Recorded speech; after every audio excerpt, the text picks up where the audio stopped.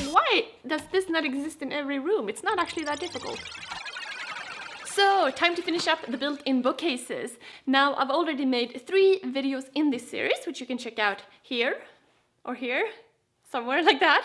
But the first thing that I really want to dive into is crown molding, because I think crown molding can be rather confusing with the angles and the mitered cuts.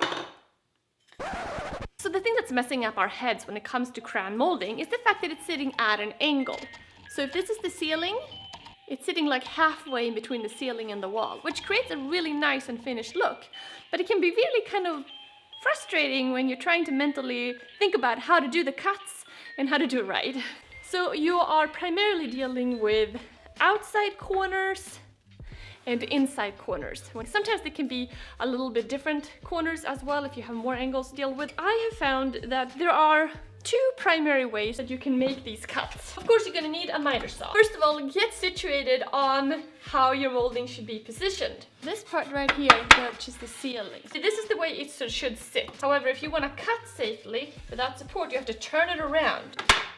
And then you find that sweet spot where the angle matches up and it's nice and secure. The thing about this though is that you have to think upside down. You have to do everything the other way around. Plus it's secure, but it's not as secure as I really like. So that you can position it like this.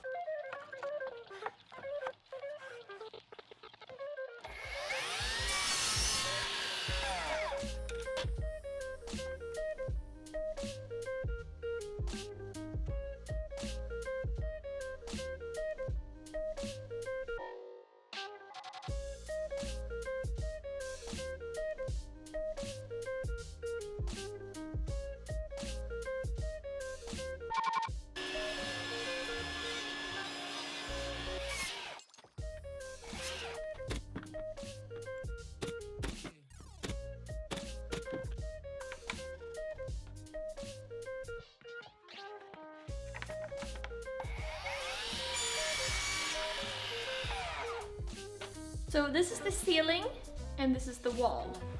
Let's start with doing inside corner, 45 degrees.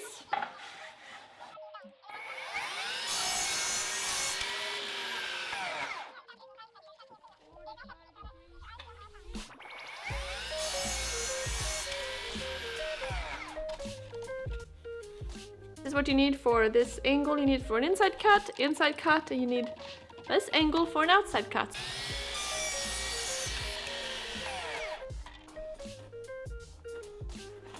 So you just kind of have to remember to flip everything around. You do one cut, and then you have to flip it around to do the other cut, and you know, just have to practice a little bit, I think. This stuff is not actually difficult. It's just a little bit confusing, so I think it's useful to make a little map of the cuts, so you know which angle goes where. You have an outside corner. You need this cut. You need this cut. Inside corner. You need this cut. And you need this cut.